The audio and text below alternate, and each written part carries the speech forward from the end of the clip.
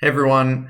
So this will be kind of just a follow-up video for those of you who read the announcement that my Nathan and myself are departing from Dials. So this is just mainly going to be about a few overall topics, touch on the OPL, some players in the OPL, just my general thoughts on a lot of things, and hopefully I'll try and keep it really short. So first of all, I'm not over the last, I would say, year. I've kind of slowly lost my passion or my interest in being an OPL coach. It's not really something that I enjoyed anymore. I mean, the first few years, 2017, 2018, I put in 110%. Like I put in so much effort. I mean, even towards the end of 2018, I really kind of struggled as towards the end as well. But I guess I wasn't really self-aware enough to see that or do anything about it. But it is what it is. And then, so for me right now, things that I am really passionate about is I like helping players who are kind of lower ranked or want to achieve their own personal goals, because I think that League of Legends is one of those games where it's so fulfilling when you just set your own personal goal and you can kind of tick that off. So I'll probably be doing my own YouTube thing or, coaching on the side of that type of thing. I haven't really thought it through too much. And then also I'm really interested on the business side of things. So I kind of want to use my business skills that I've learned over the last 3 years to do something in business in the real world for a bit and kind of potentially come back to esports in the future on a business side of things. So in saying that, I kind of want to shout out a few players and just get my thoughts on a few things. So firstly, one thing that I think is really important for players to understand is that, especially if you're a player in Oceania or even any minor region, I'm like pretty much any region outside of like North America, Europe, China, Korea, and maybe like Turkey. So personal brand is really, really important. I failed to recognize this. And, if I was a player in hindsight years ago, I would have started my own YouTube channel. I would have had a streaming schedule whenever I could. And I would have took a hit or a sacrifice in terms of my performance, in terms of just hours played in solo queue just to make sure I can do this. I would have spent my own money or even tried to negotiate with the organization that I was in to have my own content creator or, graphic designer or whatever it is to do these things for me. Because, there's so many funny, hilarious, great people in the OPL. A perfect example is someone like King. I think if King hardcore focused on his personal brand, he wouldn't even have had to take a massive hit in terms of his performance either to kind of do this. To just stream a few times, have solo queue highlight clips. He's just hilarious. Like, he's such a funny person and actually just do his own things. And even if it was just vlogs, him like walking out, getting lunch every day, it could have been anything. He could have built such a massive following. And maybe that's something he still wants to do. But I think players need to start viewing themselves as both a athlete and an influencer. And although that's like shit, although you should just be a player and hardcore focus and play, that's just not even the reality in any sport, even in the world. If you look at traditional sport, players also always have to do media things.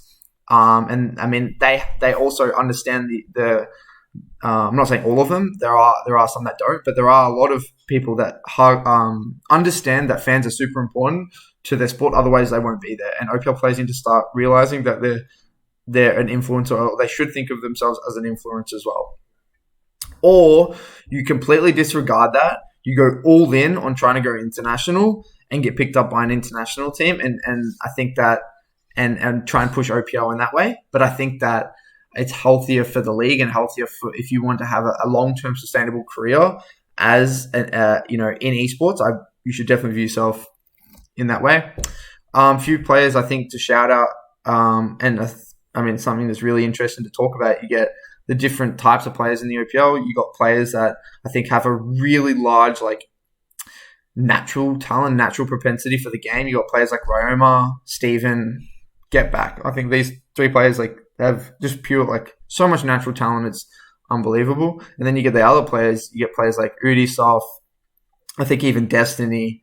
I think Just another player. I mean, I think Dream. I think a lot of these players kind of have a lot of qualities about them that make them great competitors, and their hard work and their willingness to compete and want to dominate and not just compete. I mean, makes up for a lot of things. So it's interesting to kind of see the different types of players, and the ones that I've worked with, I've kind of seen it in full force.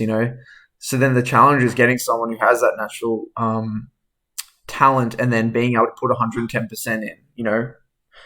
Thinking about your sleep, thinking about your schedule all the time, thinking about the game so much. There's only one player I've ever known who's like kind of done this, and that's Shern. But Shern didn't have any natural talent, I believe. I think Shern had he had no natural talent, but he just hardcore focused on the game. He's the type of player that would come past, in walking, like getting back from solo queue at night, and then he would like pop into your room, like, oh, hey, have you thought about this? He's just constantly thinking about the game, and I think that's super important as well. Shout out to a few players. I think these players like Steven or Triple. I think he's really probably really really really good player. Players like, I think Quinn, Rays is like a super underrated player. I think he's really really good. But again, I've never had the pleasure of coaching him. I've only played with him, but I think that he's an insanely good player. And I think we need more players like Cupcake. Unfortunately, he doesn't play anymore, but his competitive nature is something that really inspired me, and I think that could set the benchmark in terms of even having a chat to him after this. If you're not too familiar, just sending him a message or getting some coaching from him, you'll learn a lot about the way he views being a competitor, which I think gave him a huge competitive advantage when he played in the OPL. I think lastly, I'll have a quick comment on the toxicity thing. I don't think it's an overly interesting topic, but I want to kind of say that there's a fine line between competitive intensity and then toxicity. So it's kind of like a very fine line. I think that you get players that kind of remember, their livelihood is within the game, and then players, their livelihood is not within the game. They work at a normal job and things like that. So you got to understand that there's a lot of tension, and I don't think it's a problem that you can overly fix. I think it'd take a lot of time. But again, when players start viewing themselves more, or in the high-end players, or even high elo players can make a personal brand out of themselves if they wanted to. If players started viewing themselves more as influencers, I think that would have an effect, but who knows? I mean, I don't really think about it too much. I think it's just part of the game of League of Legends. As sad as it is to say that.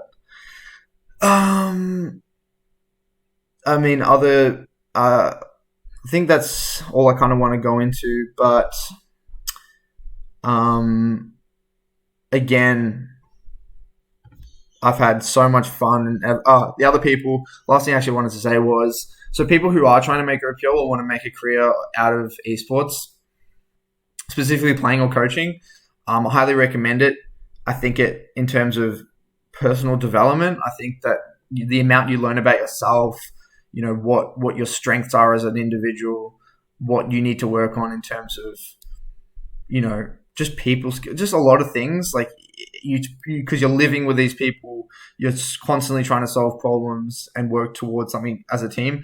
I think it's a really unique situation that everyone should try and put themselves into and have a crack if they're really passionate and also willing to put in the work. I think it's a really, really good thing to go for all those like OCS players, but also have a think about the sacrifices that's required to do it. You're gonna have to lose. You might lose friends that you previously had before. You might might not be able to have the schedule because you got to train so much that you want to have, and then also you live away from home, so you might miss your family and things like that. So, and the stress, so be very careful about what type of teammates you want in your team as well.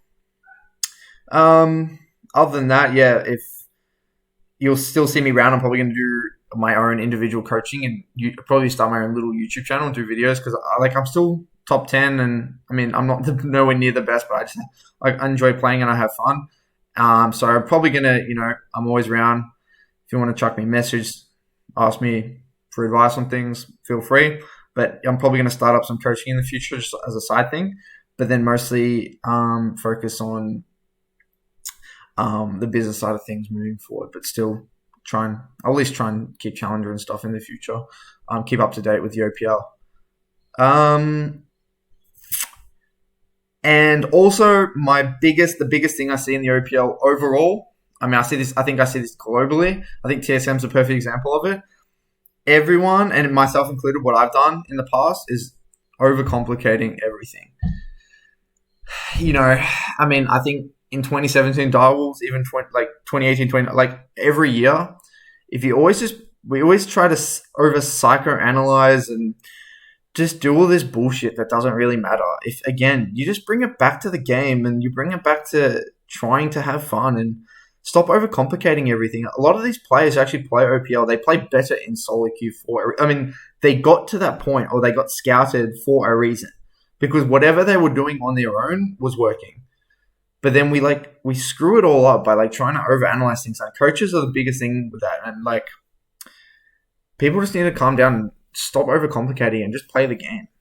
At the end of the day, you just got to play the game and stop viewing it as oh yeah, I can't play because, you get the conversations I can't play because this teammate's thinking about my mistakes, or I can't concentrate because this person's going to destroy me after the game if I make one single mistake. When you all this bullshit is just imagine if none of this existed and you just played the game as 5 individuals that just enjoyed the game. What would actually happen? And you kind of see that within G2. They just don't really complicate everything, and they're just on the same page. But again, that's a very generalized thing to say. But it's just my feeling is that we overcomplicate things as a coach, and as pro players, we overcomplicate things a lot, especially team dynamic stuff. Just focus on the game, play the game. Shout out to a few things. I think that someone like Fantix is a great ambassador for the OPL in terms of the competitive intensity and practice and dedication required to kind of be the best. I think Fantix is someone that he's put in so much time and effort, and it's kind of shown off. And I think he's someone that hopefully sticks around the OPL, because he's someone who's going to definitely make some significant changes and really take OS to the next level. So for the coaches out there who kind of want to, consider coaching, you need to be extremely knowledgeable about the game. And I think a lot of that comes from solo queue, and just look at Fantix, for example. And then also, players can even look at him to gain a lot of inspiration as well. So yeah, shout out to all the people that I've worked with in the past. So it's been an amazing journey, and you'll see me around on social media and on League, and feel free to add me on League. I think my IGN's Coach Curtis at the moment. All right, see everyone, and thanks for watching.